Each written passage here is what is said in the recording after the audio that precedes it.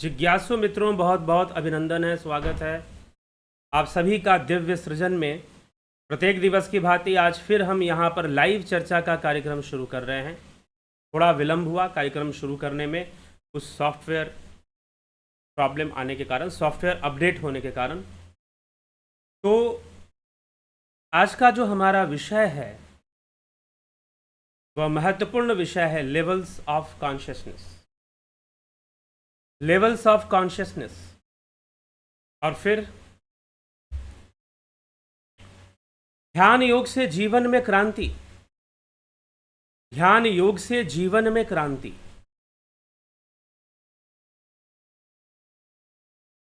Levels of consciousness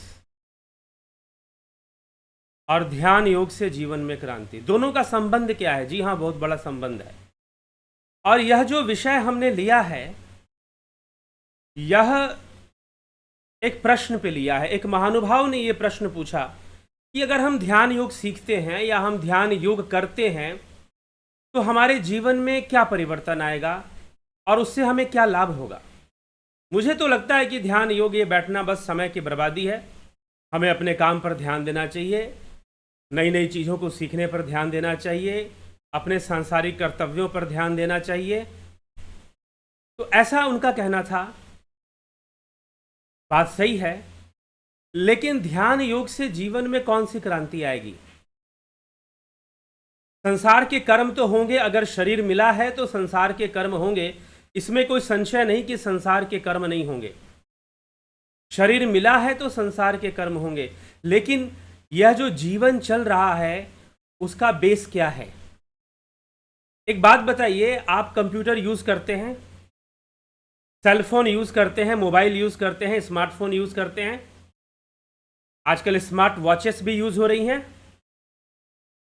तो एक बात बताइए कि आप पहले छोटा वाला फोन यूज करते थे, नोकिया और दूसरे ब्रांडों का, मोटरोला आदि का फोन आता था, छोटा छोटा, उसमें एक सिम लगता था और छोटा सा स्क्रीन होता था।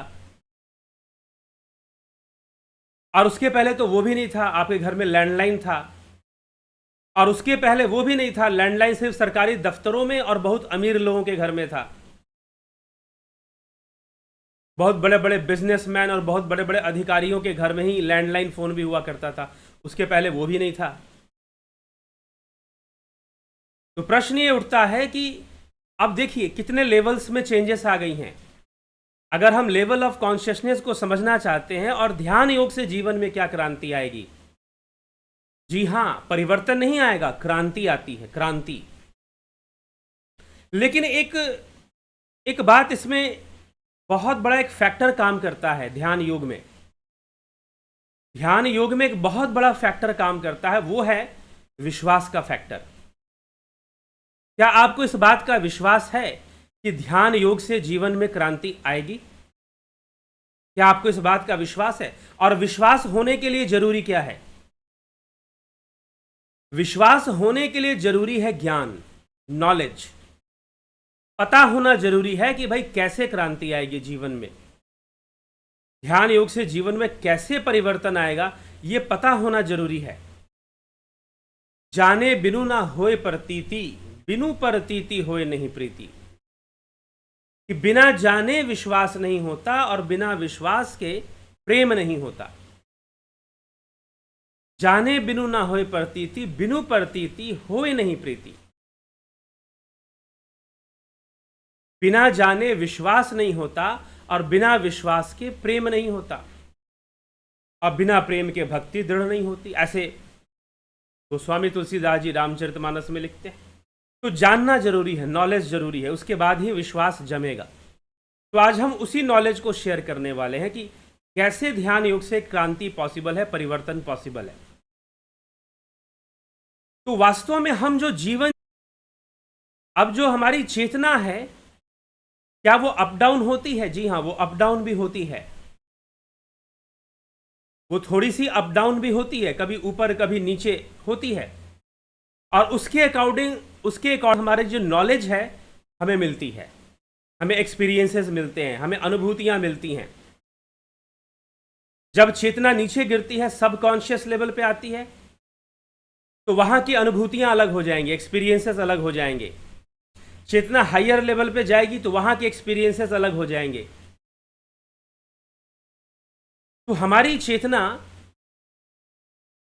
बिल्कुल हमेशा एक जैसी नहीं रहती है, ये ध्यान रखिएगा। चेतना फ्लक्चुएट करती है, जी हां करती है। जीव के अपने हिसाब से कभी इंद्रियों में चेतना रहती है, और जब हम सो जाते हैं तो उस समय इंद्रियों में चेतना ना होकर सूक्ष्म चेतना रहती है, सूक्ष्म शरीर के साथ चेतना कार्य करती है। और हम सोने पर भी स्वप्न देखते हैं, लेकिन जो बाहरी इंद्रियां हैं उनसे हम नहीं देख पाते। आपने देखा होगा कई लोग सोते हैं तो उनकी आंखें खुली रहती हैं, लेकिन उनके हाथ के सामने आप ऐसे ऐसे करो, उनको कुछ दिखाई नहीं देगा। हर परिवार में कोई ना कोई ऐसा मेंबर आपको मिल जाएगा जो सोते समय आधी आंख उसकी खुली रहेगी, थोड़ी सी आंख उसकी खुली रहेगी। और जब थोड़ी सी आंख उसकी खुली रहेगी तो आपको लगेगा ये सो रहा है कि जाग रहा है, लेकिन आप उसे चेक करोगे तो वो सो रहा होगा। और कान को तो बंद करने की जरूरत नहीं है, लेकिन फिर भी बहुत सारी आवाजें हमको सोते हुए नहीं सुनाई देती हैं। कोई बहुत तेज चिल्लाए, बिल्कुल कान के पास आकर चिल्लाए कि उठो उठो, तो शायद हम उठ जाएं। और कई लोग तो क्या होता है कि बहुत चिल्लाने पर भी नहीं उठते हैं, उनको कहते हैं घोड़ा बेच के सो रहे हैं। तो ये निद्रा क्या है? डिफरेंट लेवल ऑफ कॉन्शियसनेस है। वहां पर आपकी चेतना की जो इंटेंसिटी, जो फ्रीक्वेंसी कह लीजिए, जो कानों और इंद्रियों में काम कर रही थी, अब वो उतनी काम नहीं कर रही है सोते समय। जब आप सो गए हैं तो उतनी काम नहीं कर रही है। तो डिफरेंट लेवल्स ऑफ कॉन्शियसनेस हुआ करते हैं। अब इस पर अलग अलग वैज्ञानिकों ने अलग अलग बातें बताई है। उनमें से कुछ वैज्ञानिक हमारे ऋषि मुनि हैं और कुछ पाश्चात्य वैज्ञानिक हैं। तो एक वैज्ञानिक था सिगमंड फ्रायड। सिगमंड फ्रायड ने लेवल्स ऑफ कॉन्शियसनेस की बात की, स्टेजेस ऑफ कॉन्शियसनेस की बात की है। सिगमंड फ्रायड ने पर्सनालिटी डिसऑर्डर्स को हील करने के लिए, लोगों में जो पर्सनालिटी डिसऑर्डर्स होते हैं, बहुत बड़े साइकोलॉजिकल डिसऑर्डर होते हैं, जो कि वो एक डिफरेंट बिहेवियर में चले जाते हैं, डिफरेंट पर्सनालिटी में चले जाते हैं। जैसे कि एक समय में कुछ और हैं, लेकिन दिन में कुछ देर के लिए, आधे घंटे के लिए, 1 घंटे के लिए वो कुछ और बन जाते हैं। उनकी पर्सनालिटी ही बदल जाती है। वो डिफरेंट प्लेन में चले जाते हैं और डिफरेंट चीजों को एक्सपीरियंस भी करते हैं और डिफरेंट वे में बिहेव भी करते हैं। हाँ, कुछ मनोवैज्ञानिकों के अनुसार इसको पोजेशन भी माना गया है, लेकिन सिगमंड फ्रायड ने किसी आत्मा का आना या किसी प्रेत बाधा का आना नहीं माना है, बल्कि इसे मन की ही गतिविधि मानी है। डिफरेंट लेवल ऑफ कॉन्शियसनेस इसको मान लिया है और एक डिसऑर्डर मान लिया है, मेंटल डिसऑर्डर मान लिया है। इस तरह से सिगमंड फ्रायड ने माना है। तो सिगमंड फ्रायड क्या कहता है? सिगमंड फ्रायड अपनी थ्योरी को समझाने के लिए, अब देखिए इसी थ्योरी से हम दूसरी कुछ और थ्योरीज को समझेंगे। ये थ्योरी इनकम्प्लीट है। सिगमंड फ्रायड की जो थ्योरी है कॉन्शियसनेस को लेकर, इनकम्प्लीट है और वो मैच्योर लेवल की नहीं है। जैसे कि सिगमंड फ्रायड क्या एग्जाम्पल देता है, फ्रायड्स आइसबर्ग थ्योरी, इसको कहते हैं Freud's iceberg theory. Levels of consciousness को देखिए, यहां पर 3 तरह के लेवल्स ऑफ कॉन्शियसनेस है। कलर से देखिए, रंग से देखिए, एक स्काई ब्लू कलर है, एक डीप ब्लू इंडिगो कलर है और एक ब्लैक कलर है। सबसे ऊपर में स्काई ब्लू है, उसके बाद डीप ब्लू है और उसके बाद ब्लैक कलर नीचे में है। तो एक ही रेक्टेंगल के अंदर ये 3 पार्ट्स में इसको डिवाइड किया गया है। तो पहला जो पार्ट है वो कॉन्शियस, उसको कॉन्शियस लेवल कहा गया है। दूसरे पार्ट को प्री कॉन्शियस, मतलब कॉन्शियस से पहले वाला, या उसको सब कॉन्शियस भी कहते हैं, प्री कॉन्शियस लेवल। और जो तीसरा पार्ट है उसे अनकॉन्शियस लेवल कहा गया है। अब अनकॉन्शियस लेवल और कॉन्शियस, प्री कॉन्शियस और अनकॉन्शियस लेवल, ऐसे सिगमंड फ्रायड ने इसको समझाया है। सिगमंड फ्रायड ने कॉन्शियस लेवल को बड़ा दिखाया है, लेकिन बाद के मनोवैज्ञानिकों ने कॉन्शियस लेवल को बहुत छोटा माना है और सब कॉन्शियस को बहुत बड़ा माना है, हाथी की तरह माना है उसे। सब कॉन्शियस को बहुत ज्यादा पावरफुल माना गया बाद के वैज्ञानिकों ने। मनोवैज्ञानिकों ने। लेकिन ये यही 3 लेवल्स की बात करते हैं, इससे ज्यादा बात नहीं करते। तो हमारा जो माइंड है 24 घंटे के अंदर ये 3 लेवल्स पे काम करता रहता है। अभी जैसे कि आप सुन रहे हैं, मैं बोल रहा हूं, ये कॉन्शियस लेवल है। हम सो जाएंगे और ल्यूसिड स्टेट में चले जाएंगे, ल्यूसिड स्टेट, स्वप्न में चले जाएंगे। जब हम स्वप्न में चले जाएंगे तो प्री कॉन्शियस लेवल में हम चले जाएंगे। ज्यादातर जब हम दिन में सोते हैं तो ज्यादातर प्री कॉन्शियस लेवल में ही बने रहते हैं, और स्वप्न, ड्रीमिंग चलती रहती है, ड्रीम वेव्स चलती रहती हैं, स्वप्न। और फिर उससे भी नीचे चले जाए तो सुषुप्ति। तो हमारी चेतना अप डाउन हो रही है कि नहीं हो रही है, एक जैसी तो नहीं है। चलिए छोड़ दीजिए, अब हम सिर्फ कॉन्शियस लेवल को देखते हैं। कॉन्शियस लेवल में भी चेतना अप डाउन होती है, थोड़ी थोड़ी थोड़ी थोड़ी। अगर आपके ऊपर ओवर थिंकिंग हावी हो जाए तो थोड़ी सी चेतना डाउन हो जाएगी, क्योंकि आप उतने कॉन्शियस नहीं रहेंगे चीजों के प्रति, क्योंकि आपके ऊपर ओवर थिंकिंग हावी है। कई बार क्या होता है ना, आप अपने ड्राइंग रूम में बैठे हो या अपने बेडरूम में बैठे हो और सोच रहे हो, और कोई बेडरूम में आया और चला गया, आपको पता भी नहीं चलता, क्योंकि आप सोचने में गुम हो जाते हो। आप बाहरी चीजों के प्रति कॉन्शियस रहते ही नहीं हो। आप बाहरी चीजों के प्रति कॉन्शियस रहते ही नहीं हो। आप अपनी थिंकिंग में बने रहते हो, ओवर थिंकिंग में लगे रहते हो, और आपके रूम में कोई आता है चला जाता है। कॉन्शियस नहीं थे इसलिए आपको नहीं पता। वैसे ही संसार में ऐसी बहुत सारी घटनाएं घटती हैं, बहुत सारी चीजें होती हैं जिनके प्रति हम कॉन्शियस नहीं हैं। कुछ बाउंडेशन तो बाय नेचर है, जैसे कि हमारे बॉडी, हमें जो बॉडी दी गई है, हमें जो सेंस ऑर्गन दिए गए हैं, वो कैपेबल ही नहीं है कुछ चीजों को देखने और समझने के लिए। उसके लिए हमें स्पेशल कॉन्शियसनेस लेवल चाहिए, एक ऐसा कॉन्शियसनेस लेवल चाहिए जहां इंद्रियों का बंधन खत्म हो जाए, जहां इंद्रियों का बंधन खत्म हो जाए। लेकिन उसी को हम कहते हैं सुपर लेवल ऑफ कॉन्शियसनेस। ये सिर्फ भारतीय दर्शन में मिलता है। सुपर लेवल ऑफ कॉन्शियसनेस की जो एक्सप्लेनेशन है, जो व्याख्या है, वो इंडियन फिलॉसफी में आपको मिलेगा। ये वेदांत में मिलेगा, मांडुक्य उपनिषद में मिलेगा, ये पतंजलि योग सूत्र में मिलेगा। सुपर लेवल ऑफ कॉन्शियसनेस की चर्चा। तो अभी हम उस पर आएंगे कि भारतीय दर्शन में लेवल ऑफ कॉन्शियसनेस के बारे में क्या बताया गया है। लेकिन सिगमंड फ्रायड को पहले समझते हैं। तो Sigmund Freud 3 levels of consciousness अपने आइसबर्ग थ्योरी से बताता है। ठीक है, इंडियन फिलॉसफी इसके बारे में और डीप में जाकर एक्सप्लेनेशन करती है।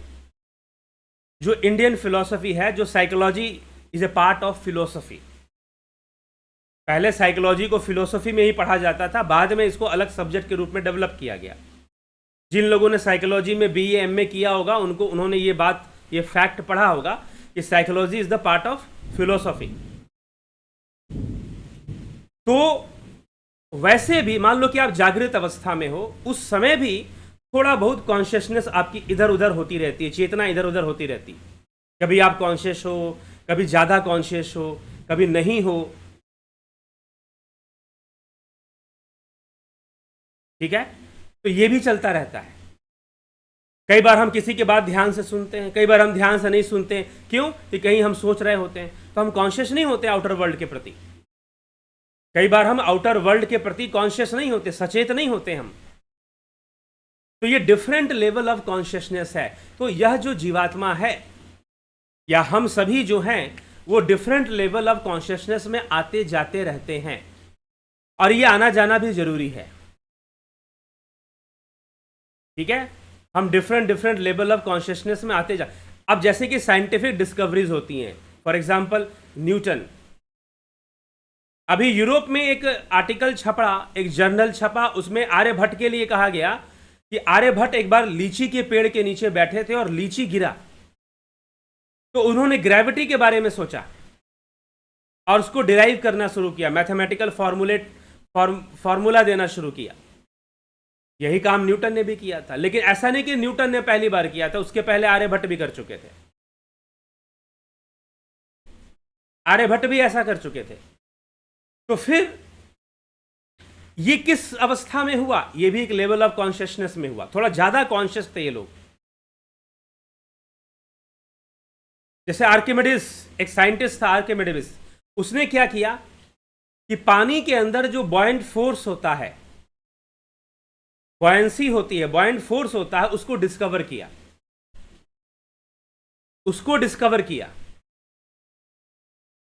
ये कब डिस्कवर किया? सुबह सुबह मॉर्निंग में नदी में डुबकी लगाई, उसने स्नान करने गया और उसको डिस्कवर किया और कहा कि इस फोर्स को भी तो यूज कर सकते हैं। सोचना शुरू किया how to use this force. तो एक डिफरेंट लेवल ऑफ कॉन्शियसनेस में वो काम हो रहा है। वैसे ही जिसने स्टीम इंजन डेवलप किया, उसने सबसे पहले स्टीम की पावर को देखा और उसका दिमाग काम करने लगा। डिफरेंट लेवल ऑफ कॉन्शियसनेस में वो सोच रहा था। हर आदमी क्यों नहीं सोच पा रहा? हर आदमी उतना फोकस क्यों नहीं कर पा रहा? क्योंकि कॉन्शियस लेवल में भी उसका कॉन्शियस थोड़ा सा up down up down up down होता रहता है। लेकिन इस चीज का एक्सप्लेनेशन सिगमंड फ्रायड ने नहीं किया। इस बात का बहुत डीप एक्सप्लेनेशन आपको योग सूत्र में मिल जाएगा कि डिफरेंट लेवल ऑफ कॉन्शियसनेस क्या होता है। तो अब चलिए, अब हम आते हैं कि अगर कॉन्शियसनेस लेवल है, प्री कॉन्शियसनेस है या सब कॉन्शियसनेस है, सब कॉन्शियस लेवल है और फिर अनकॉन्शियस लेवल है। जी हां, बहुत सारी घटनाएं अनकॉन्शियसली हमारे अंदर होती हैं और हम ही कर रहे होते हैं। जैसे कि आपका हार्ट बीट हो गया और बहुत सारी चीजें शरीर में जो हो रही हैं अनकॉन्शियसली हो रही हैं। आप तो खाना खाते हो और छोड़ देते हो, लेकिन खाना डाइजेस्ट होता है। कौन डाइजेस्ट कर रहा है? अनकॉन्शियसली वो सारी काम हो ही जा रहे हैं। कर तो जीवात्मा ही रहा है, हमारे द्वारा ही हो रहा है सारे कार्य, लेकिन अनकॉन्शियसली हो रहा है। इसलिए कई बार हमारी एनर्जी जब डिवाइड होती है ना, हम ज्यादा कहीं एनर्जी को ज्यादा लगा देते हैं या ज्यादा स्ट्रेस में चले जाते हैं, ज्यादा सोचने लग जाते हैं, तो हमारे डाइजेशन पे भी उसका फर्क पड़ना शुरू हो जाता है, जिसको कहते हैं इरिटेटरी बाउल सिंड्रोम। आजकल कहा जाता है इरिटेटरी बाउल सिंड्रोम। तो इस तरह से हमारी कॉन्शियसनेस, हमारी चेतना हमें शरीर के लेवल पर, वैसे तो एक सिद्धांत अद्वैत का यह है, अद्वैत वेदांत का, कि जो ब्रह्म चेतना है सर्वव्यापी है। वो ना कभी कम पड़ती है ना ज्यादा पड़ती है, लेकिन इंद्रियों के लेवल पर यह कम जाता होते हुए दिखती है, अप डाउन होते हुए दिखती है। कांस्टेंट जो ब्रह्म चेतना है उससे हम जुड़े हुए नहीं हैं। ये जो इंद्रियां जो काम कर रही हैं उसी को हम कॉन्शियसनेस समझते हैं, उसी को हम चेतना मान लेते हैं। अभी कोई शायद मुझे कह रहा था कि प्राण निकल जाएंगे तो चेतना भी निकल जाएगी, लेकिन ब्रह्म चेतना तो सर्वव्यापी है, तो वो निकलने का प्रश्न ही नहीं उठता उसका। कभी और भी इस विषय पे हम चर्चा कर लेंगे।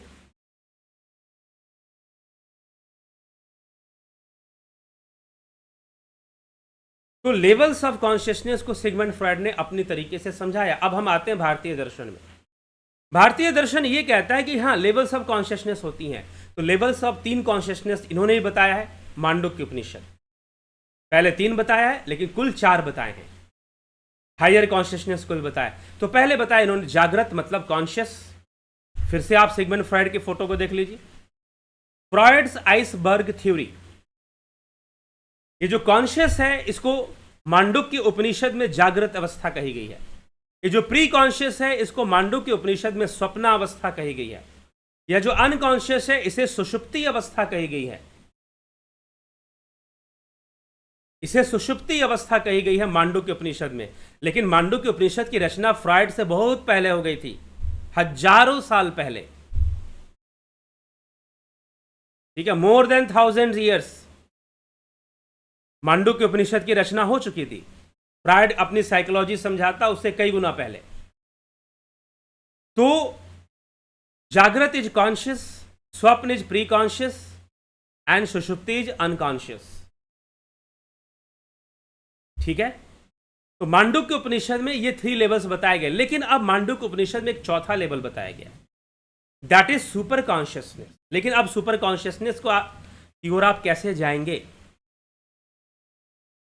सुपर कॉन्शियसनेस की ओर आप कैसे जाएंगे? वो कौन सा मार्ग है, वो कौन सा वे है कि जिससे कि आप सुपर कॉन्शियसनेस को अचीव करेंगे? तो उसी मार्ग को कहते हैं ध्यान, ध्यान योग का मार्ग। उसी मार्ग को कहते हैं ध्यान योग का मार्ग। ध्यान योग, मेडिटेशन, वैसे हम मेडिटेशन वर्ड यूज करते हैं। एक महर्षि महेश योगी हुए, जब वो अमेरिका गए या नीदरलैंड में वो रहे, तो वहां उन्होंने मेडिटेशन उन्होंने बताया लेकिन meditation is conceptually different thing. ध्यान योग इज कॉन्सेप्चुअली डिफरेंट थिंग। इसका कॉन्सेप्ट अलग है, उसका कॉन्सेप्ट अलग है। रेने डेकार्टिस ने, जो modern father of modern philosophy था, उसने मेडिटेशन दिया था। उसकी जो डाउटिंग थ्योरी थी वो मेडिटेशन पर बेस्ड थी। उसने जो 3 किताबें लिखी थी, उसका नाम था मेडिटेशन 1, मेडिटेशन 2, मेडिटेशन 3। और उसने कार्टेशियन थ्योरम दिया था, मैथमेटिशियन भी था वो। तो कॉन्सेप्चुअली मेडिटेशन अलग है। हम इस पर कभी और डीप में चर्चा करेंगे कि मेडिटेशन और ध्यान में क्या अंतर है। लेकिन अब प्रेजेंट में पूरा मार्केट मेडिटेशन मेडिटेशन ही बोलता है।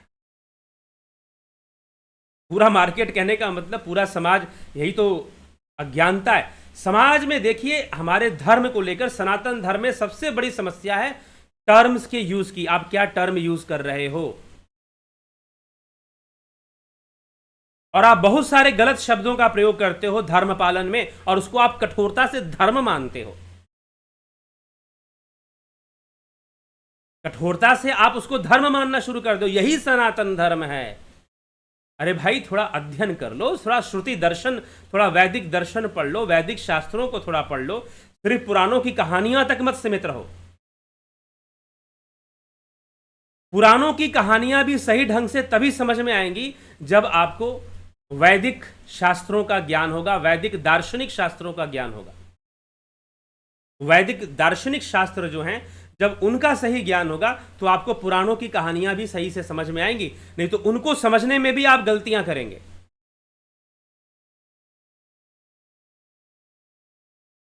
उनको समझने में भी आप गलतियां करेंगे।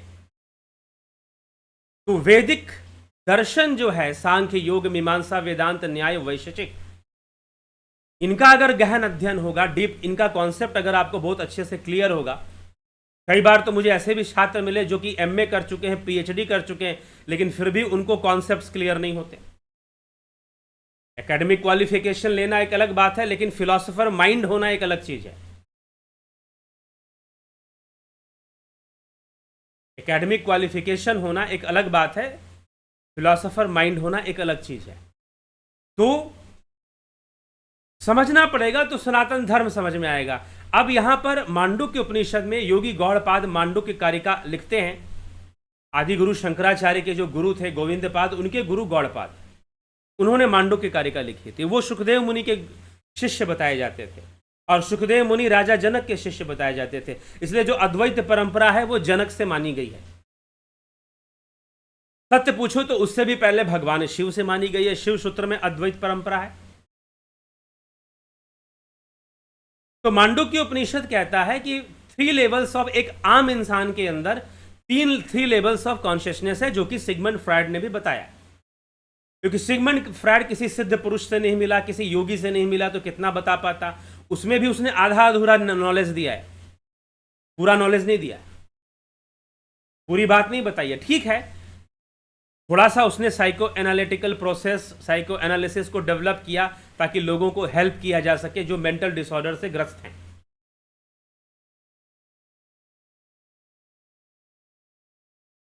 ठीक, लेकिन बाद में वो बहुत, जो आजकल जो साइकेट्रिस्ट हैं, वो नहीं मानते सिगमंड फ्रायड के मेथड को। वो मेडिसिनल मेथड को मानते कि मेडिसिन दो, दवाई दो, और उसके दिमाग को डल कर दो, और फिर धीरे धीरे ठीक होने लगेगा। कुछ इस तरह की बातें भी करते हैं लोग। तो सिगमंड फ्रायड ने ये 3 लेवल्स दिया। मांडुक्य उपनिषद में भी बताया गया, जागृत, स्वप्न, सुषुप्ति। ये थोड़ा व्यवहारिक अर्थ है, व्यवहारिक नाम है, क्योंकि हम इन स्टेजेस में जाते हैं, conscious, pre conscious and unconscious. लेकिन अब सुपर कॉन्शियसनेस की बात की गई है, सुपर कॉन्शियसनेस की बात की गई है, और उसे कहा गया तुरीय अवस्था, साक्षी अवस्था, तीनों के प्रति साक्षी, तीनों का ज्ञान रखने वाला, तीनों को देखने वाला।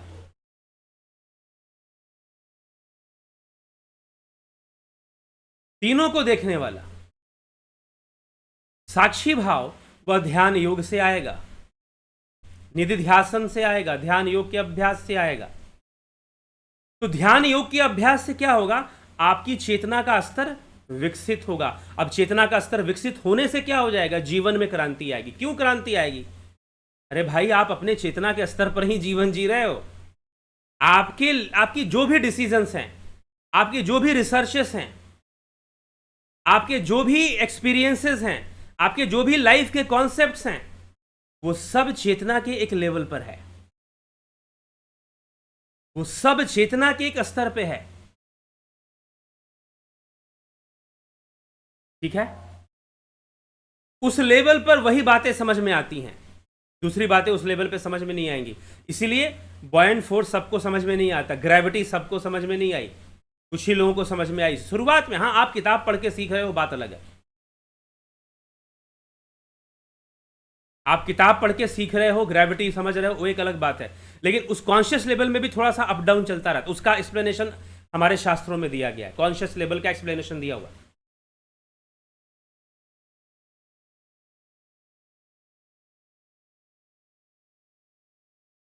ठीक? तो तुरीय अवस्था में आप चले जाएंगे। तुरीय अवस्था क्या है? सुपर कॉन्शियसनेस है।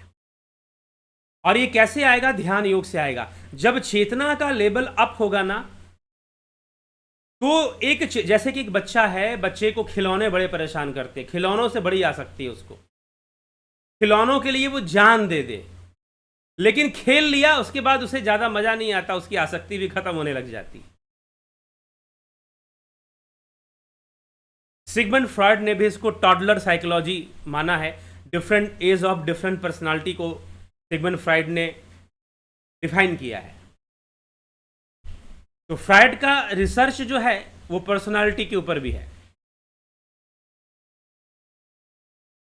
ठीक है? पर्सनालिटी के ऊपर भी है।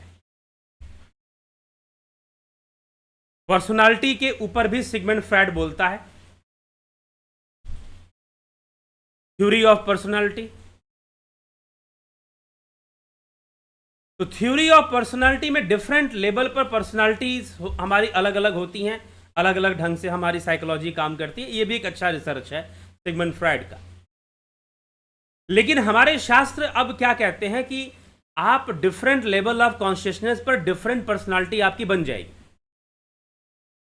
डिफरेंट पर्सनालिटी नहीं बनेगी, आपके लिए जीवन ही बदल जाएगा, लाइफ ही चेंज हो जाएगी। कई लोग तो मुझे कमेंट में भी लिखते हैं कि आपको सुनने के बाद जीवन बदल गया है। अच्छी बात है, बदल गया है, सुनने से भी थोड़ी सी चेतना आपकी विकसित हो गई है। जी हाँ, इससे भी फर्क पड़ता है, लेकिन उस लेवल का डिफरेंस नहीं आएगा जो कि ध्यान योग के प्रैक्टिस से आएगा। तो ध्यान योग जब आप करते हैं तो होता क्या है, यह आपको पता होना चाहिए, तब आप सीरियसली करोगे। ये दोनों लोगों के लिए जरूरी है, जो ध्यान योग का कोर्स करना चाहते हैं और जो ऑलरेडी कर चुके हैं। दोनों लोगों को समझना जरूरी है। और ध्यान योग की प्रैक्टिस क्यों जरूरी है? क्योंकि ये आपके लेवल ऑफ कॉन्शियसनेस को राइज कर देगा, आपकी चेतना के स्तर को विकसित कर देगा ये। और जैसे ही चेतना का लेवल अप हो जाएगा, लाइफ अलग हो जाएगी। अभी पीछे किसी ने मुझे फोन किया, वो बड़ा ही अपने इमोशन से परेशान है। एक विवाहिता है, एक महिला है, लेकिन वो अपने इमोशन से बड़े परेशान है। उनका कहना है कि मेरे इमोशंस मेरे ऊपर बहुत हावी हो जाते हैं, आजकल ज्यादा हावी रहते हैं। तो मैंने जब उनसे बात हुई तो मैंने उनसे एक बात पूछी, क्योंकि मैंने ये एक्सपेरिमेंट करते हुए, रिसर्च करते हुए कई लोगों से मैं पूछता हूं कि जब आप सोकर उठते हो जब आप सोकर उठते हो, क्या उस समय इमोशंस ज्यादा हावी होते हैं? तो पहले दिन नहीं, 2-3 दिनों बाद उन्होंने उत्तर दिया कि हाँ, जब भी मैं सोकर उठती हूं, मैं बहुत ज्यादा इमोशनल थिंकिंग रखती हूं, अकेलापन सा मुझे महसूस होता है। वैसे तो परिवार में हर चीज है, लेकिन फिर भी मुझे अकेलापन जैसे रखता है कि जीवन व्यर्थ गया और मैं अकेले हूं, कोई मेरा साथी नहीं है, कोई मेरा बात समझने के लिए नहीं। बहुत इमोशनल फीलिंग मुझे घेर लेती है चारों तरफ से, और मैं अपने पुराने फ्रेंड्स को भी याद करना शुरू कर देती हूँ। काश वो फ्रेंड्स मेरे साथ बने रहते और मेरी बातें सुनते, मैं उनसे थोड़ा बात कर लेती। या फिर बहुत ज़्यादा इमोशनल इम्बैलेंस को, जिसको एक्सप्लेन यहाँ ना ही करना ठीक होगा, बहुत ज़्यादा इमोशनल बैलेंस, यहाँ तक कि दूसरी शादी के बारे में सोचना और बहुत सारी चीज़ें, मतलब एक पूरी तरह से असंतुलित मन, अनेकों बातें सोचना, ड्रग्स लेने के बारे में भी सोचना, घर छोड़कर भाग जाने के बारे में भी सोचना, और इमोशनल फीलिंग जो है उनको चारों तरफ से घेर लिया करती थी, और घेरने के कारण बहुत परेशान, बहुत ज़्यादा परेशान। तो मैंने उनसे एक बात पूछी कि जब आप सोकर उठती हैं तब ये ज़्यादा होता है क्या? उन्होंने कहा कि हाँ, ज़्यादा होता। वाई जब आप सो के उठती हैं तब क्यों ज़्यादा होती हैं? क्योंकि जस्ट आप अपने प्री कॉन्शियस लेवल से कॉन्शियस लेवल में आए होते हैं। तो एक तरह से जब भी आप सो के उठते हैं तो ज़्यादातर आप अपने कॉन्शियस लेवल के भी निचले हिस्से में होते हैं, थोड़ी देर के लिए। और कुछ लोगों के साथ कुछ दूसरी समस्याएं भी यहां पर जुड़ जाती हैं। यहां पर थोड़ा सा एस्ट्रोलॉजिकल फैक्ट्स भी जुड़ सकते हैं। कुछ ग्रहों के प्रभाव के कारण भी सोने के बाद ज्यादा, तो एस्ट्रोलॉजी एक डिफरेंट पार्ट है। एक बार हम वीडियो लाएंगे कि एस्ट्रोलॉजी को कैसे समझना चाहिए, एस्ट्रोलॉजी को कैसे समझना चाहिए। एस्ट्रोलॉजी को सिर्फ ये नहीं कि हमारी नौकरी लग जाएगी, शादी हो जाएगी, सिर्फ पैसा आ जाएगा खूब, एस्ट्रोलॉजी सिर्फ इसलिए नहीं है। लेकिन आप लोगों ने इसलिए बना के रखा हुआ है, तो इसलिए आपको लगता है कि इसी के लिए, और फिर इसमें भी आप माया ढूंढने जाते हो और फिर आपको लगता है कि भाई शायद सही गाइडेंस नहीं मिला। कि आप अपने लाइफ को अपनी मर्जी के हिसाब से चाहते हो कि सब कुछ मेरे अनुसार हो जाए। यहां पर समस्या है, यहां पे प्रॉब्लम है। हाँ, आपके अनुसार हो भी सकता है अगर आप चीजों को एक्सेप्ट भी करें तो बहुत सारी चीजें आपके हिसाब से चलनी शुरू हो जाए, ऐसा भी हो सकता है। तो जब आदमी सो के उठता है तो उसकी जो कॉन्शियसनेस जो लेवल होती है वो कॉन्शियस में ही होती है, कॉन्शियस स्टेज पे ही होती है, लेकिन फिर भी बहुत ज्यादा ऊपर नहीं होती।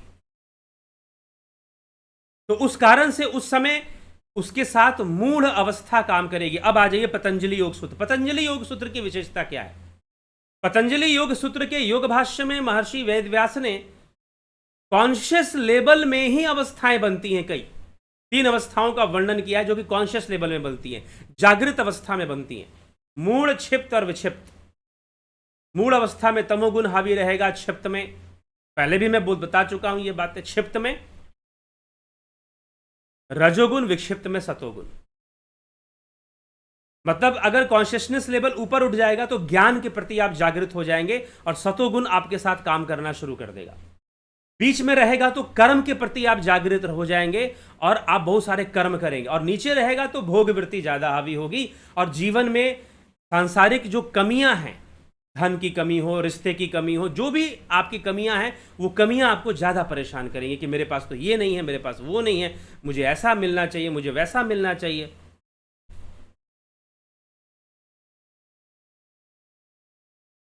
बहुत सारी चीजें।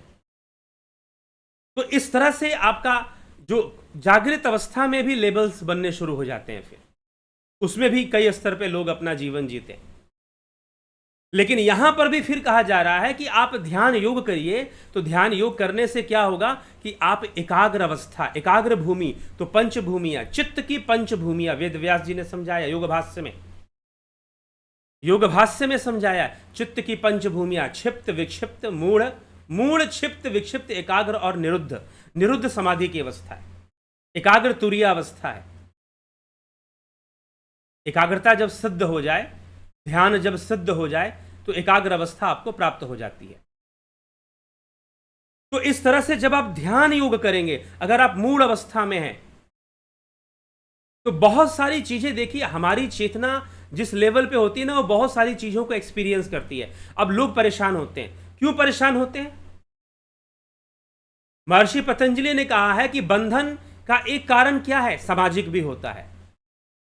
सामाजिक कहने का मतलब समाज ने जो आपको साइकोलॉजी डेवलप करके दी है, परिवार ने जो आपको साइकोलॉजी डेवलप करके दी है,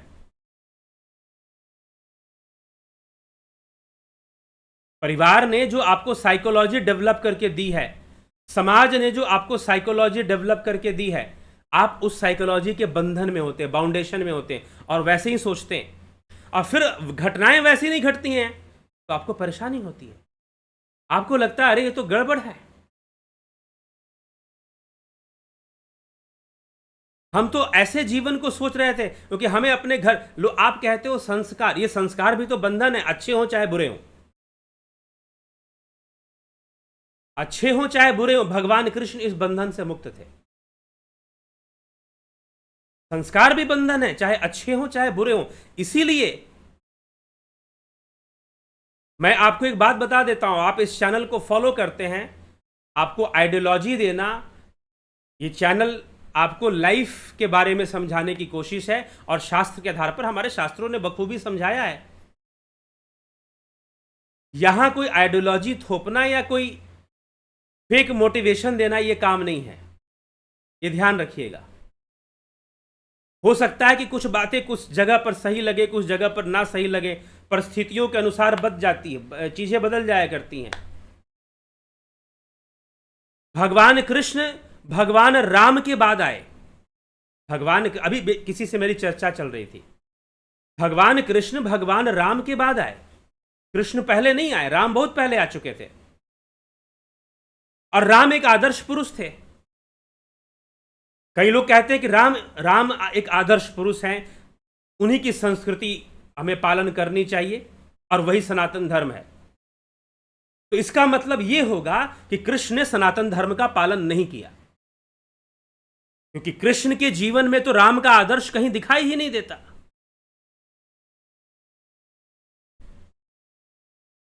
कृष्ण ने राम का आदर्श पालन नहीं किया, तो इसका मतलब कि कृष्ण सनातन धर्मी नहीं थे। अभी पीछे, इसीलिए मैं कहता हूं ना, नॉलेज जरूरी है भैया, अपने शास्त्रों का अध्ययन करो। अभी कोई महानुभाव टकरा गए, उन्होंने कहा कि भगवान राम का आदर्श ही सनातन धर्म है, तो मैंने उन्हें कहा इसका मतलब कृष्ण ने सनातन धर्म का पालन नहीं किया, तो कृष्ण ने तो कई विवाह उनके जीवन में दिखाई दे रहे, और दूसरे राजा महाराजा, ऋषि मुनि, अगर पुराणों की कहानियां आप पढ़ोगे तो कई ऋषि मुनि, याज्ञवल्क्य ऋषि, जिनके जीवन में बहु विवाह कल्चर दिखाई दे रहा है, पॉलीगैमी दिखाई दे रही है जिनके लाइफ में, तो हमें मानना पड़ेगा कि इन लोगों ने राम के आदर्श का पालन नहीं किया। इसका मतलब ये लोग सनातन धर्मी नहीं थे। क्योंकि एक महानुभाव मुझे ऐसे टकराए, वो ऐसा बोलने लगे कि नहीं, एकमात्र राम का, क्योंकि शास्त्र पढ़े नहीं हैं, आपको बस सीताराम की अधूरी कहानी सुनाई गई, अधूरी, उसमें भी अधूरी कहानी आपने सुनी है। इसलिए मैं कई बार कहता हूं, राम के चरित्र को समझना है, महारामायण पढ़िए, वशिष्ठ रामायण पढ़िए, युग वशिष्ठ को पढ़िए, तब आपको पता चलेगा कि राम का चरित्र और कृष्ण का चरित्र एक था। और वो कौन सा चरित्र था? वो योगी चरित्र था। कृष्ण भी योगी थे, राम भी योगी थे। ये युग वासिष्ठ पढ़ने के बाद आपको क्लियर होगा। कृष्ण भी योगी थे और राम भी योगी थे, ये कॉन्सेप्ट आपको क्लियर होगा, नहीं तो आप भ्रम में रहोगे। तो ये मत बिना शास्त्र अध्ययन किए कथा कहानियों को सुनकर मत दावा कीजिए कि ये सनातन धर्म है। लेकिन भैया लोकतंत्र है, जिसका हो हल्ला होगा, नेता लोग उसी की बात मानते हैं। यही तो लोकतंत्र में समस्या है। अगर कह दिया जाए कि दारू पीना धर्म है, तो नेता लोग उसको भी कानून बनाएंगे कि हाँ भाई ये तो हमारा पार्ट ऑफ रिलीजन है। इसीलिए प्लेटो और सुकरात ने लोकतंत्र की घोर निंदा की थी, क्योंकि वो ये मानते थे कि ज्यादातर जो लोग हैं उनका मानना यह था कि पूरे पॉपुलेशन में, पब्लिक में ओनली 25% लोग होते हैं जो इंटेलेक्चुअली जागरूक होते हैं, जागृत होते हैं, उनके अंदर थोड़ी सी अवेकनिंग होती है। ज्यादातर लोग भोगवृत्ति वाले होते हैं। हमें दूसरों के चरित्र पर उंगली उठाने में बड़ा मजा आता। अभी कुछ कोई घटना चल रहा था, कोई एसडीएम ऑफिसर कुछ तलाक वलाक की कुछ ऐसे न्यूज मैंने देखा, तो बड़ा आनंद आता है दूसरों का कैरेक्टर पर उंगली उठाने में। तो ये सब किस लेवल पर है आपका वही कॉन्शियसनेस लेवल है भैया, इसीलिए आप वैसे सोच रहे हो। आपकी चेतना का स्तर बड़ा उसी लेवल पर है। तो उस लेवल पर बहुत दुख है, बहुत कष्ट है, व्याधियां हैं, ईर्ष्या है, द्वेष काम करता है, कंपटीशन की भावना बनी रहती है। एक दूसरे को देखकर आप जीवन जीते हो। आप अपनी लाइफ नहीं जीते, आप दूसरों को देखकर अपना जीवन जीते हो। तो यह भी चेतना का एक लेवल है। इसीलिए अपने आप को देखना शुरू करो, आत्मज्ञान की ओर देखना शुरू करो, आत्मज्ञान की ओर बढ़ना शुरू करो। और इसके लिए ध्यान योग है, और यह तब संभव है, ध्यान योग से क्या होगा, आपके लेवल ऑफ कॉन्शियसनेस राइज करेगा।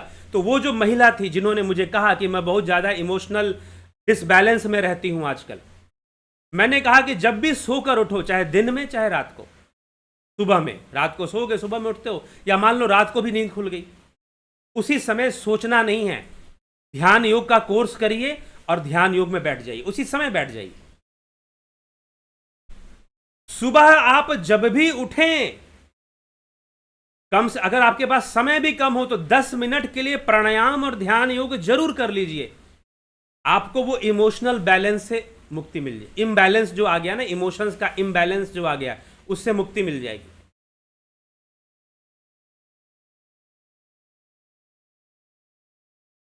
आपको उस इमोशनल इम्बैलेंस से मुक्ति मिल जाएगी।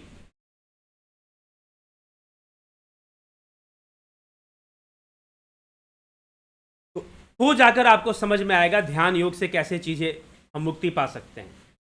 अगर आपने तुरंत ध्यान योग कर लिया, सोकर उठो और सबसे पहला काम होना चाहिए ध्यान। हो सके तो जहां बिस्तर पे जहां सोए थे वहीं बैठ जाओ। अगर बेड से उतरकर नीचे अगर आसन लगा के बैठ सकते हो तो और अच्छी बात है, नहीं तो वहीं बैठ जाओ और प्राणायाम थोड़ा सा करो और फिर ध्यान करना शुरू कर दो। अब ये पूरी प्रक्रिया कैसे होती है, इसको जानने के लिए ध्यान योग का कोर्स करना पड़ेगा। ये पूरी प्रक्रिया कैसे होती है, इसको समझने के लिए ध्यान योग का कोर्स करना पड़ेगा आपको, तब जाकर आप समझ पाएंगे कि हमें ऐसे ध्यान योग को परस्यू करना है।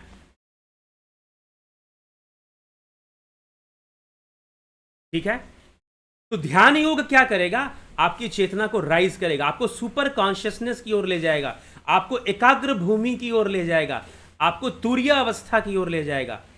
लाभ, तुरीय अवस्था बाद में पहुंचोगे, एकाग्र भूमि बाद में पहुंचोगे, लेकिन लाभ मिलना तो पहले ही शुरू हो जाएगा।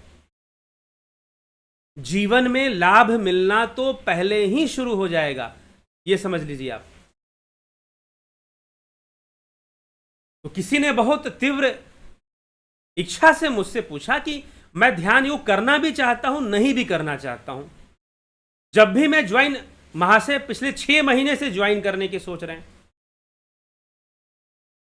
तो उन्होंने कहा कि मुझे कुछ ऐसा समझा दीजिए, बता दीजिए कि ध्यान योग करने से क्या मेरे जीवन में क्या परिवर्तन आ जाए। क्या है, मैं तो बस इतना सोचता हूं कि थोड़ी मानसिक शांति आ जाए, वही बहुत है। लेकिन मानसिक शांति आएगी कैसे, जब नॉलेज बढ़ेगा। नॉलेज कैसे बढ़ेगा, जब कॉन्शियसनेस का लेवल बढ़ेगा। डिफरेंट लेवल ऑफ कॉन्शियसनेस पे जो नॉलेज का दायरा है वो बढ़ जाता है, विकसित हो जाता है। अभी तो ये इतना वास्ट टॉपिक है कि मैं अगले 1 महीने तक वीडियो बनाऊं तो इन्हीं सब चीजों पे वीडियो बनाता रहूं, सब कॉन्शियस, अनकॉन्शियस। अभी सब कॉन्शियस को भी आपने नहीं समझाया डीपली। किसी एक वीडियो में सब कॉन्शियस का स्ट्रक्चर लेकर आऊंगा, ये जो आइसबर्ग थ्योरी है इसी पर बेस्ड, लेकिन इससे डिफरेंट। सब कॉन्शियस के बारे में हमारे जो शास्त्र कहते हैं वो डिफरेंट वे में समझाते हैं। ठीक है, तो ये सब बातें आपको समझनी चाहिए। जब आप ध्यान योग करोगे तो एक्चुअल में घटना क्या घटेगी, आपका लेवल ऑफ कॉन्शियसनेस राइज करेगा। जब लेवल ऑफ कॉन्शियसनेस राइज करेगा तो बहुत सारी चीजें जो आपको प्रभावित करती हैं नहीं करेंगी और प्रकृति अपना सूक्ष्म रहस्य खोलेगी। सूक्ष्म रहस्य प्रकृति खोलेगी तो ज्ञान बढ़ता है, और उस ज्ञान के जब बढ़ते बढ़ते जब बहुत ज्यादा बढ़ता है तो सिद्धियां आती हैं, जिसको विभूति पाद में महर्षि पतंजलि ने समझाया है। एकाग्र भूमि से लेकर निरुद्ध भूमि के बीच में सिद्धियों का पदार्पण होता है। पदार्पण नहीं होता मतलब कहीं से आ नहीं जाती हैं, इवॉल्व होती हैं, विकसित होती हैं। ये गलत शब्द है पदार्पण। सिद्धियां कहीं बाहर से नहीं आती। कई लोग कहते हैं ना कि सिद्धियां आती हैं, जैसे टीवी सीरियल में दिखाते हैं, किसी ऋषि मुनि को सिद्धि आ गई तो एक देवी आई और वो उसने कहा कि मैं प्राप्ति हूं, मैं अष्ट सिद्धि हूं, मैं तुम्हारे अंदर समा रही हूं। भैया ऐसा कुछ भी नहीं होता। दुर्भाग्यपूर्ण है कि कई लोग टीवी सीरियल के डायलॉग्स व्हाट्सएप में शेयर करते हैं, कई बार मुझे भी शेयर करते हैं, और उसके अनुसार धर्म की परिभाषा निकालकर बताते हैं, धर्म को समझाने की कोशिश करते हैं। गहराई से सोचोगे तो बहुत सारी बातें हैं, उतनी बातों पर आप ध्यान भी नहीं देते होंगे। उतनी बातों पर आज ही मैंने एक बात बता दी, अगर राम आदर्श थे तो कृष्ण ने तो कभी मतलब किसी ने मुझे बोल दिया कि राम का आदर्श ही सनातन धर्म है। मैंने कहा नहीं, आत्मा को जानो, यह सनातन धर्म है। आत्मज्ञान को प्राप्त करो, यह सनातन धर्म है। भगवान कृष्ण यही समझा रहे हैं कि आत्मज्ञान की ओर आगे बढ़ो। योग वासिष्ठ में यही समझाया जा रहा है कि आत्मज्ञान को प्राप्त हो जाओ। इसलिए मैंने कहा महारामायण योग वासिष्ठ के बारे में भी जानना चाहिए कि उसमें क्या कॉन्सेप्ट दिया हुआ है। तब राम समझ में आएंगे कि राम का चरित्र और कृष्ण का चरित्र एक ही था। नहीं तो अगर यह कहोगे कि राम जी ने एक विवाह किया था, राम जी ने ऐसे जीवन जिया था और यही सनातन धर्म है, तो फिर तो कृष्ण ने सनातन धर्म का पालन ही नहीं किया, यह कहना पड़ेगा। फिर यह कहना पड़ेगा कि कृष्ण ने सनातन धर्म का पालन ही नहीं किया, यह मानना पड़ेगा। नहीं, जिस विद्या को उन्होंने अपनाया, जो कर्म अलग अलग, इसलिए आदि गुरु शंकराचार्य विवेक चूड़ामणि में साफ साफ लिखते हैं कि ब्रह्मज्ञानी भिखारी भी हो सकता है, ब्रह्मज्ञानी राजा की तरह भी हो सकता है, ब्रह्मज्ञानी जंगल में भी रहता हो सकता है, ब्रह्मज्ञानी घर में भी भोग वृत्तियों में भी ऐसे दिखाई दे कि घर में रह रहा है। योग रतो वा भोग रतो वा, आप कैसे जानोगे? ये एक अलग कॉन्सेप्ट है, अलग विषय है। आप बाहरी परिस्थिति से आप ये नहीं साबित कर सकते कि ये सनातन धर्म है। राम ने एक विवाह किया तो ये सनातन धर्म हो गया, कृष्ण ने 8 विवाह किए, बाद में 16,000 और कर लिए, तो वो अलग चीज होगी। आप बाहरी परिस्थितियों से धर्म को परिभाषित मत करो, विवाह से आप धर्म को परिभाषित मत करो। ठीक है, इससे धर्म परिभाषित नहीं होता। हां, आत्मा ही सनातन है। कोई भी विवाह हो क्या टूटेगा नहीं? मृत्यु के समय तो रिश्ते टूटेंगे ना, और जितने रिश्ते बनते हैं वो कर्म बन। पहली बात तो मैं एक बात बता दूं, हिंदुओं के अंदर एक बात भर दी गई है, और ये बात हमारे शास्त्रों ने नहीं भरी है, ये सिनेमा वालों ने भर दी है, कि तुम्हारा लाइफ पार्टनर फिक्स होता है। कोई लाइफ पार्टनर नामक चीज नहीं होती है, मैं पीछे भी बोल चुका हूं। लाइफ पार्टनर नामक कोई चीज नहीं होती है। ये पश्चिम से, ये दूसरी जगहों से हमारे यहां कॉन्सेप्ट आ गया। जितने रिश्ते बनते हैं, चाहे माता पिता का रिश्ता हो, भाई बहन का रिश्ता हो, पति पत्नी का रिश्ता हो, पिता पुत्र का रिश्ता हो, सब के सब कर्म बंधन हैं। उनका आधार, मीमांसा शास्त्र इस बात को दावे के साथ कहती है, सारे रिश्ते कर्मों के आधार पर चलते हैं। वास्तव में रिश्ता नामक कोई चीज होता ही नहीं है, और सबसे बड़ा रिश्ता है वो आपका रिश्ता अपने साथ, अपनी आत्मा के साथ। ये दिमाग से निकाल दो कि कोई आपका बनकर आया है, कोई लाइफ पार्टनर तो मेरा बना होगा ना, मैं शादी नहीं करूंगा तो वो कुंवारा रह जाएगा क्या?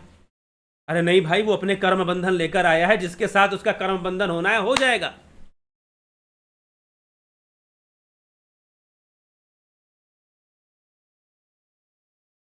अब कई लोग तो बेचारे दुखी होते हैं, उनके सप्तम भाव में केतु बैठ जाए या कुछ हो जाए, वो दुखी रहते हैं कि भाई इस आदमी से मेरी शादी क्यों हुई।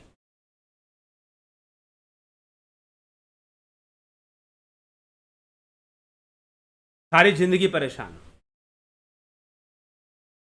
कर्म भोगने के लिए हुई, कर्मों का लेखा जोखा था, कर्म बंधन था, इसलिए हुई।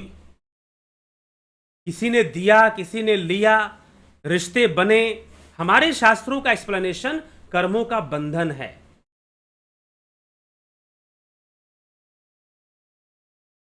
कर्मों का बंधन है, ठीक है। हमारे शास्त्रों के अनुसार रिश्ते जो बनते हैं कर्मों के बंधन से बनते हैं, ना कि कोई आपका लाइफ पार्टनर बन के आता है। मैं बहुत सारे ऐसे लोगों में देखता हूं जो सनातन धर्म की मान्यता रखते हैं, लेकिन वो ये मानकर चलते हैं कि हमारा कोई लाइफ पार्टनर आता है, वो परमात्मा ऊपर से फिक्स कर कर भेजता है, जोड़ा बनाकर भेजता है। कमाल की सोच है। नहीं, कर्म बंधन है। जिसके साथ ज्यादा मजबूत कर्म बंधन होगा वो पति पत्नी बनकर आ जाएगा, ठीक है, वो पति पत्नी बनकर आ जाएगा। बस इतनी सी बात है। टूटना होगा, समय आएगा तो वो रिश्ता टूट भी सकता है, समय आएगा तो वो रिश्ता टूट भी सकता है फिर। तो इस तरह से कर्म के आधार पर चीजें चलती हैं, ना कि कोई बनकर आ जाता है। लेकिन हमारा जो लेवल ऑफ कॉन्शियसनेस है, हम उन चीजों में भावनाओं को ग्रहण करते हैं, इमोशनल इम्बैलेंस को ग्रहण करते हैं, इमोशंस को कॉन्सेप्ट बना लेते हैं, अपने जबरदस्ती का कॉन्सेप्ट बना लेते हैं, जबरदस्ती की अवधारणाएं बना लेते हैं, बिना ज्ञान के ही, बिना समझे ही। तो जब आपका कॉन्शियसनेस लेवल राइज होगा, आप मुक्ति महसूस करोगे, आप अपने आप को फ्री फील करोगे कि आप फ्री हो रहे हैं और आप ज्यादा समझदार हो रहे हैं। लाइफ का जो परसेप्शन है वो चेंज होना शुरू हो जाएगा। किसी भाई साहब ने मुझे कुछ दिन पहले कमेंट कहा कि अब ध्यान योग कोर्स किए हुए उनको 6 महीने हो गए। उन्होंने कहा कि ध्यान योग कर लेने के बाद मेरा जीवन बदल चुका है। जी हां, यही होता है। मैंने भी जब किया और ये चीज जब आगे बढ़नी शुरू हुई, जीवन बदलना शुरू हो गया। जीवन को जो देखने का नजरिया था वो बदलना शुरू हो गया। इसीलिए ज्ञानी व्यक्ति कर्म करेगा, सांसारिक लोगों की तरह कर्म करेगा, लेकिन फिर भी उसका दृष्टिकोण अलग होगा, उसका नजरिया अलग होगा चीजों को देखने का।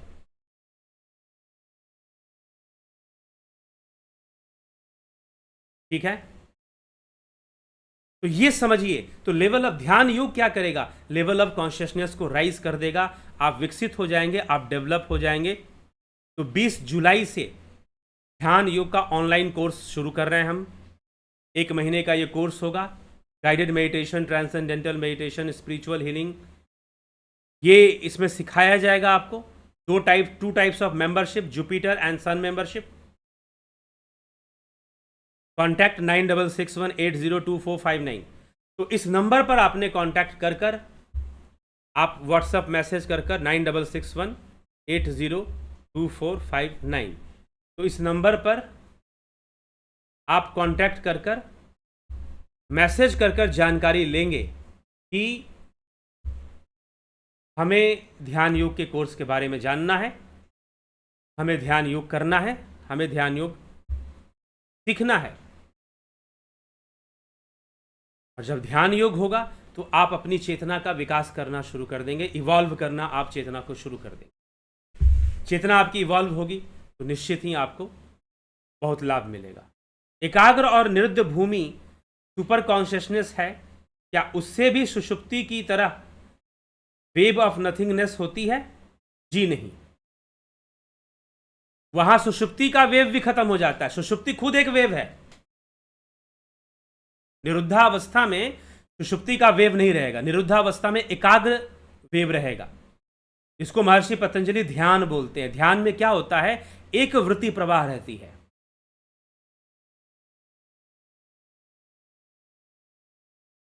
सुषुप्ति की तरह वहां nothingness, thought, wave of nothingness या थॉट ऑफ नथिंगनेस, सुषुप्ति को थॉट ऑफ नथिंगनेस कहा गया है। ठीक है, मतलब वो थॉट है। अगर ऐसा होता तो निद्रा को महर्षि पतंजलि कभी वृत्तियों में नहीं रखते, उसको ध्यान में रख देते। ये सो लिए ध्यान हो गया, ध्यान करने की जरूरत क्या है?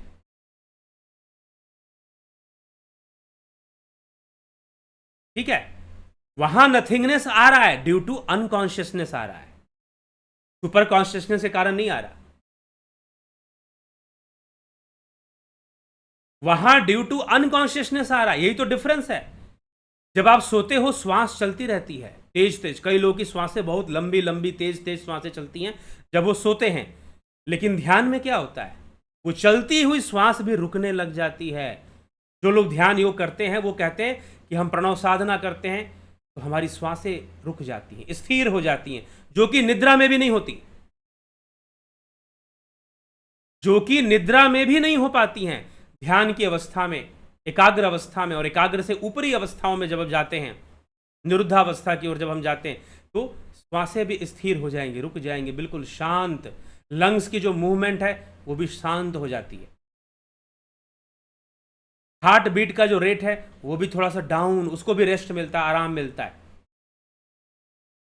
इससे क्या होता है, आपकी एजिंग भी कम हो जाती है। इसके ऊपर भी पहले हम वीडियो कर चुके हैं कि कैसे एजिंग कम होती है ध्यान योग से। ध्यान योग से एजिंग कैसे कम हो जाती है। तो निद्रा को कभी ध्यान मत समझ लीजिए गलती से भी, यहां पर बहुत बड़ा मिस्टेक हो जाएगा। ठीक है, निद्रा थॉट ऑफ नथिंगनेस है due to unconsciousness. Level down हो गया है काफी, इसलिए वहां पर जो कॉन्शियस लेवल में जो थॉट्स चलते थे वो थॉट्स वहां पर नहीं चलेंगे। बस इतनी सी बात है,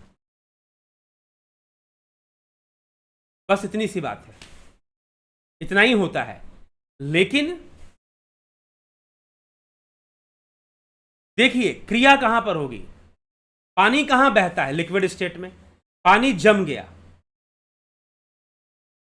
जम गया, बिल्कुल जम गया, बर्फ बन गया, तो वहां पर एक्टिविटी कम, पानी की एक्टिविटी नहीं दिखाई देगी। दूसरा, पानी की एक्टिविटी कहां नहीं दिखाई देगी, एवेपोरेट हो गया, तो इन आंखों से आपको पानी की एक्टिविटी नहीं दिखाई देगी। वैसे ही जो है, जब आप अति चेतन अवस्था में जाते हैं, सुपर कॉन्शियसनेस में जाते हैं, तो वहां जो नथिंगनेस आ रहा है वो अनकॉन्शियसनेस वाला या फिर सुषुप्ति अवस्था वाला नथिंगनेस वो नहीं है। वहां तो सिद्धियां भी आ रही है ना। फिर क्या निद्रा में सिद्धियां भी आती हैं क्या? वहां तो कैपेबिलिटी भी आ रही है, वहां तो कॉन्सेप्ट भी चेंज हो रहा है लाइफ का। तो पहले तो ट्रस्ट, मात्र विचारों और लॉजिक में खेलते रहेंगे तो कॉन्शियसनेस, ये भी एक लेवल ऑफ कॉन्शियसनेस है। जब आप सिर्फ लॉजिक्स में खेलना चाहते हैं, आप अपनी कॉन्शियसनेस को डेवलप नहीं करना चाहते हैं, जीवन तब बदलेगा, रिवोल्यूशन तब आएगा जब आपकी कॉन्शियसनेस लेवल राइज होगी। एनलाइटमेंट इसी को कहते हैं। कहा जाता ना, teacher teachers and Guru enlighten. Teacher का काम है टीच करना, लेकिन गुरु का काम है एनलाइटन करना। गुरु का काम है, तो एनलाइटमेंट तब होगा जब आपकी चेतना विकसित होगी, जब आपकी कॉन्शियसनेस डेवलप होगी, सुपर कॉन्शियसनेस की ओर जाएगी।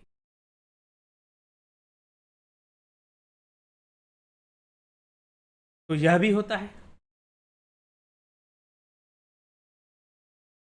तो इस तरह से लेवल ऑफ कॉन्शियसनेस, ध्यान योग करने का मतलब है अपने जीवन को बदल देना। जिन बातों को हम बहुत महत्व देते हैं, जब हम ध्यान योगी बन जाते हैं, उन बातों को महत्व देना बंद कर देते हैं।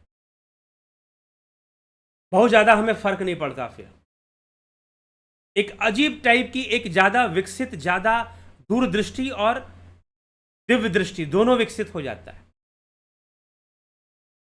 दूरदृष्टि, दिव्य दृष्टि दोनों ही विकसित हो जाता है फिर, और मनुष्य एक अलग लेवल पर और संसार को एक अलग ढंग से देखना शुरू कर देता है। एक डिटैचमेंट भी होता है, कर्म नहीं छोड़ता, कर्म तो पहले से भी बेहतर करेगा वो। निष्काम कर्म योग उसका शुरू हो जाएगा। वो ज्यादा अपने स्व से जुड़ जाता है, स्वस्थ हो जाता है। स्वस्थ होना मतलब स्वयं में स्थित होना।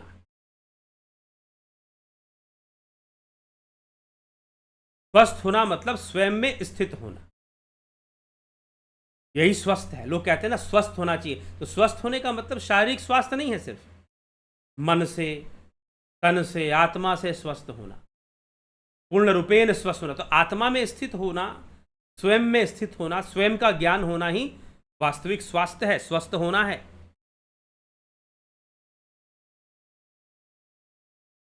ठीक है, तो तुरीया अवस्था साक्षी भाव है। आपको सारी चीजों के प्रति साक्षी भाव आ जाएगी। अब ये जो बात है ना, ये सिर्फ एक वाक्य है। समझ में पूरी तरह से कब आएगा? जब आप प्राप्त करेंगे। रसगुल्ला मीठा होता है, समझा दीजिए। कहां तक समझा देंगे जब तक खाओगे नहीं? रसगुल्ला मीठा होता है, समझा दीजिए। कहां तक समझाएंगे जब तक खाओगे नहीं?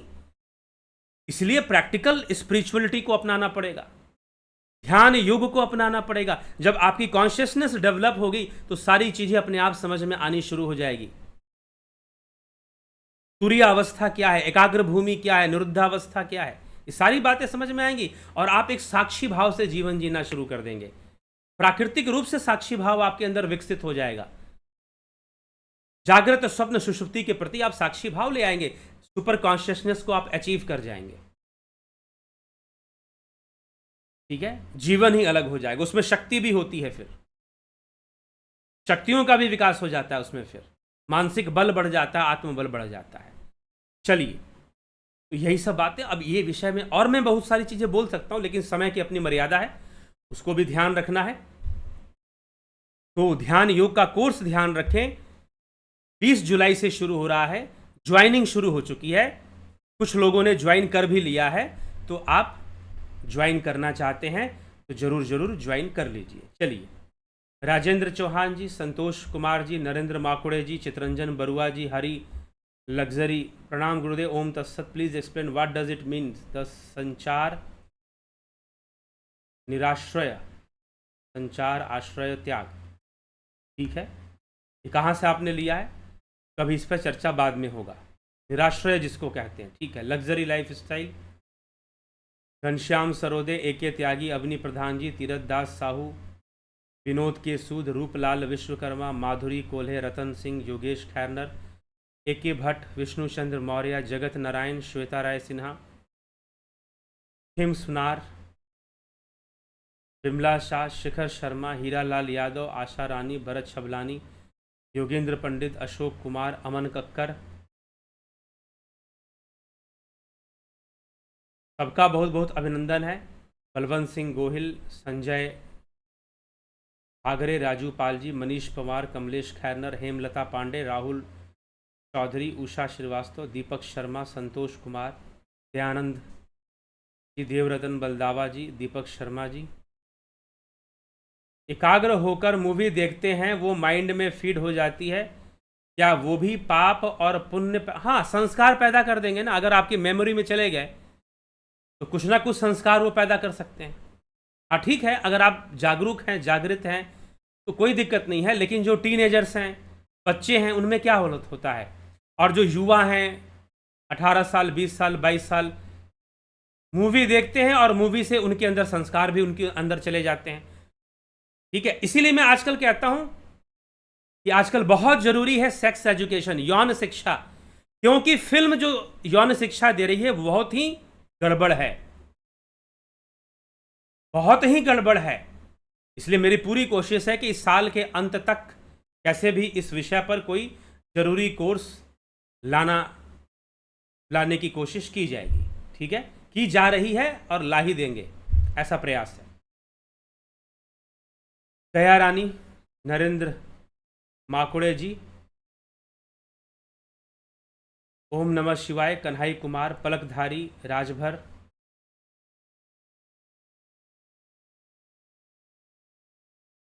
किशोर वैद्य जी, ओम तत्सत, धन्यवाद भारत, गंभीर शाह, नरेश मेहरा, प्रेम सागर यादव, एके भट्ट जी, दीपक मिश्रा जी, अमन कक्कर जी,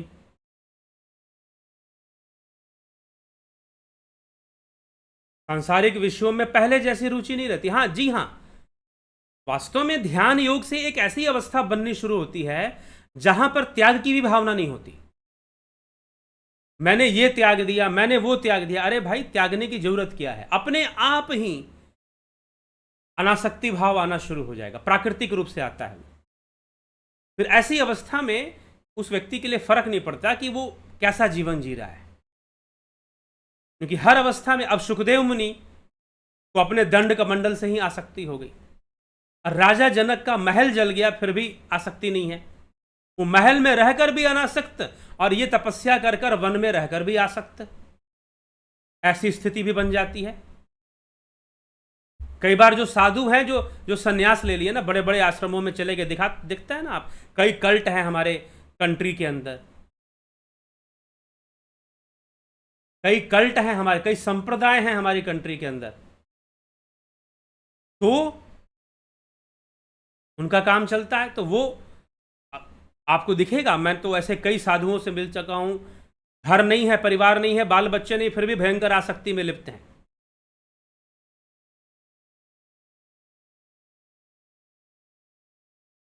तो ऐसा भी होता है, क्योंकि अभी क्या है कि सन्यास तो ले लिया उन्होंने, बाहर से सन्यास ले लिया, लेकिन चेतना का स्तर अभी तक विकसित नहीं हुआ है।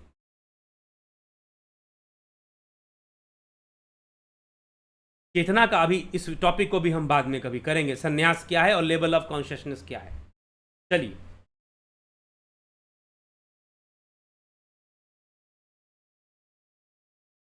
लाइव चल रहा है फिर भी ऐड आई बीच में। हाँ, वो ऑटोमेटिक सिस्टम होता है यूट्यूब का। हम तो बोले जा रहे हैं, हम कोई ऐड थोड़ी ना सेट कर दे रहे हैं। ठीक है, फिर भी आपको पूरा लाइव मिलेगा।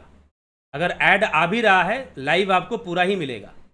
ठीक है, ऐसा नहीं कि कुछ कट के देगा, यूट्यूब आपको कट के नहीं पहुंचाएगा, पूरा ही पहुंचाएगा।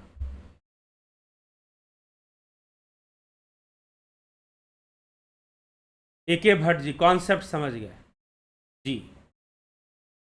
इसलिए सभी को ध्यान योग के अभ्यास पर ध्यान देना चाहिए, प्रैक्टिस पर ध्यान, यथासंभव जितना हो सकता है उतना अभ्यास करिए।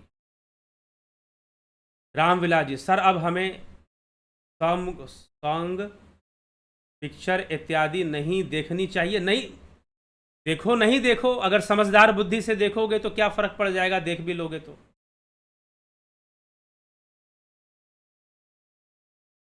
अगर कोई फालतू की चीज़ देखोगे तो खुद आएगा, अरे तो बेवकूफ़ी वाली चीज़ें हैं, इसको सुनना, ये गाना सुनना तो टाइम वेस्ट है। ठीक है ना, इसमें कोई समझदारी वाली बात तो गाने में भी नहीं की जा रही है। खुद ही सोचोगे, फिर गाने सुनोगे, अच्छे सुनोगे। एक गाना है, एक दिन बिक जाएंगे माटी के मोल। आजकल एक गाना चलता है, क्या वो, तेरे वास्ते चांद तारे सितारे तोड़ लाऊंगा, तेरे वास्ते फलक से चांद तोड़ लाऊंगा, ऐसे कुछ। क्या है ये? जबरदस्ती का इमेजिनेशन। ये गाने भी लेवल ऑफ कॉन्शियसनेस बताते हैं कि भाई ये गाने किस लेवल ऑफ कॉन्शियसनेस पे चल रहे हैं, लिखने वाले ने किस लेवल की बात कर रहा है, वो बचकानी बातें कर रहा है कि मैच्योर बातें कर रहा है। गाने गाने हैं। अब स्वामी विवेकानंद के कई गीत हैं, मीराबाई के कई गीत हैं, ऐसी बात नहीं है, फिल्मों में भी कई गाने बहुत मैच्योर लेवल पे बनाए जाते हैं कभी कभी।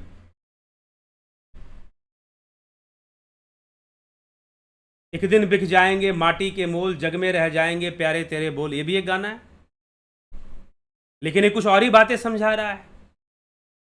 और एक चांद तारे तारे तोड़ लेने वाली बातें जो प्रैक्टिकल भी नहीं है, जबरदस्ती का ये जो वही बात है, हार्मोनल लव जो होता है लोगों को, जिसको वो सच्चा ट्रू लव मान के बैठ जाते हैं। ठीक है, तो इसीलिए गाने सुनिए तो थोड़ा मैच्योर लेवल के गाने सुनिए, अच्छे गाने सुनिए। ठीक है, तो आप खुद ही अपने गाने चुनेंगे, फिर आपको खुद ही लगेगा कि टाइम वेस्ट क्यों करना है ऐसी फिल्मों को देखने के। ये अपने आप होगा, देखनी चाहिए नहीं देखनी चाहिए ये कोई रूल नहीं, ये तो अपने आपके अंदर खुद से आ जाना चाहिए। मैं यहां पर रूल बताने के लिए नहीं हूं कि भाई ये रूल है, ये रूल नहीं है, ये मोरालिटी है, ये मोरालिटी नहीं है, शराब पीना गलत है तो मत पियो। नहीं, आपको खुद की समझ विकसित हो जाए कि गलत। ठीक है, तो कोई यहां पर मेरा काम आपको मोरालिटी देना नहीं है कि ये गाना देखना है, ये गाना आप देख लो, क्या देखना है क्या नहीं देखना है। अगर आप एक मैच्योर माइंड में हो और ऊपर से आप ध्यान योग करते हो तो वैसी बुरी चीजें आप पर हावी नहीं होंगी। अगर आप देख भी लोगे तो भी हावी नहीं होंगी, अगर आपका कॉन्शियसनेस लेवल राइज हो गया है तो।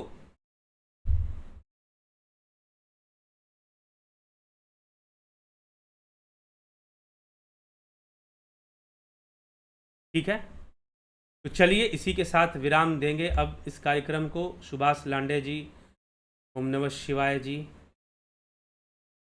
सबका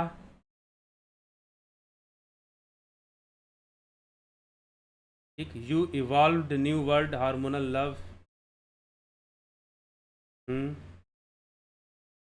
चलिए, तो इसी के साथ हम जो है विचारों को विराम देंगे। कल फिर मिलेंगे 9 PM लाइव चर्चा में। कोई विषय, कोई बहुत ज़रूरी विषय लगा, विषय तो बहुत सारे हैं लेकिन जो लगेगा उस पर चर्चा की जाएगी। सभी को ओम तत्सत।